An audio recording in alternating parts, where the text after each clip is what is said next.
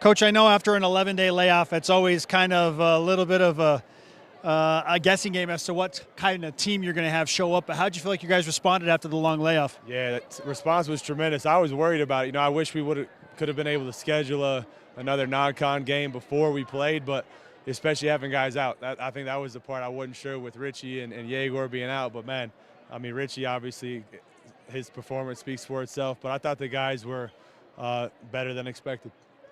And again, let's go back to Richie. 30 points, that's a career best for him. It's the first time BYU's had a guy score 30 points in a game since Alex Barcelo did it in 2022. What are you seeing in his development? I just love the confidence that he plays within himself. He plays within our system really well. And he just got an edge to him, man. I think he's got an uncommon edge, and that's really what sets him apart. From a leadership standpoint, what did he do for the team on the floor when he is out there? Well, he can just make plays, number one, where things kind of, break down. Like we're running stuff for, Trevin, and we're running stuff for, Dawson. A lot of stuff Richie gets, he just makes it happen, and that's a luxury for me. And he accepts that role extremely well. But, his energy, his motor, his leadership, I saw him getting on Canon in a good way. So he's just stepped up from that standpoint as well. Of note, this is BYU's biggest Big 12 win in the short time that they have been in the Big 12 Conference, a 20-point victory. So what does this do for you as you get ready for a tough game at Houston on Saturday? Well, I challenged our guys at halftime to just play with, a little bit more swagger. I thought we got a good team. We got a really good basketball team. We're together. We're connected. We guard.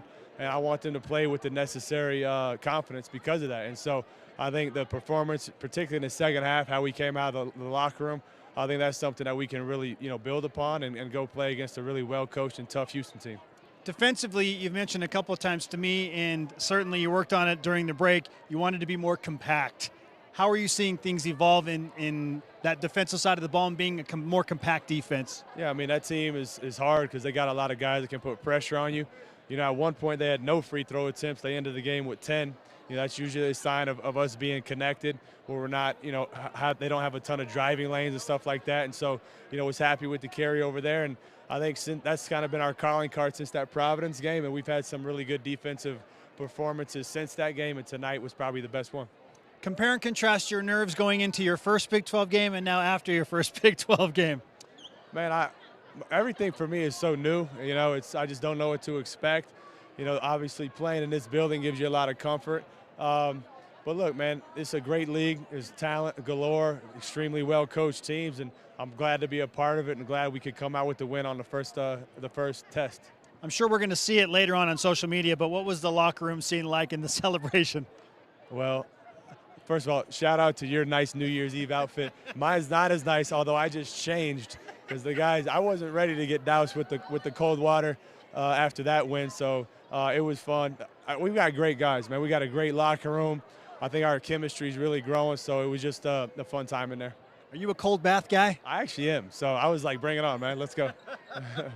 What's the advice to your guys? Because you're going to nitpick. It's what you do. You go back, you look at the film, but what are the areas that you feel like you need to clean up before you get to Houston? A lot of the stuff at this point is there's recipes and there's trends of like what we want to be about. I thought the game shifted when we weren't tough with the ball. That's how they crawled back in at the end of the first half.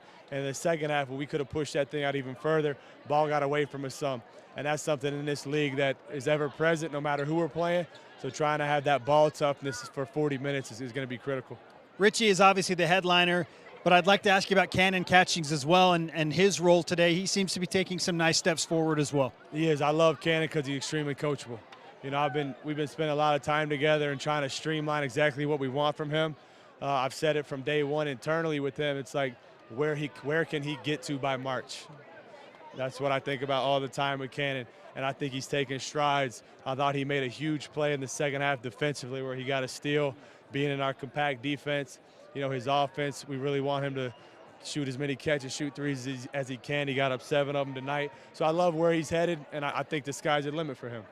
Jager is clearly a very talented player. He was frustrated with some turnovers today. How do you help him kind of get back to what he was doing early in the season coming off an injury? Well, first of all, you got to give them credit. Quaintance is like an all-world defender. My goodness, holy smokes, that kid can really guard. So, first you have to give him credit.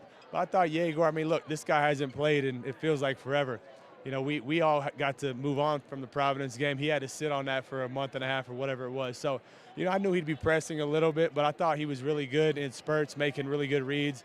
But, you know, like Canon, he's another guy, okay, well, where can he get to by March? And if you think about that with those two guys, along with our experience, you know, that's where we get kind of excited about that. What's on your New Year's resolution list as a BYU basketball team? I think just continue to build on what I think we've gotten in these last really 4 games is we know who we are, you know, and I think for a new coach coming in, taking over a program, bringing in new guys, you know, that takes a while. But at this point, I feel like we know who we are. We know exactly what we're trying to do on the floor, and now it's about being consistent, being able to do that every night.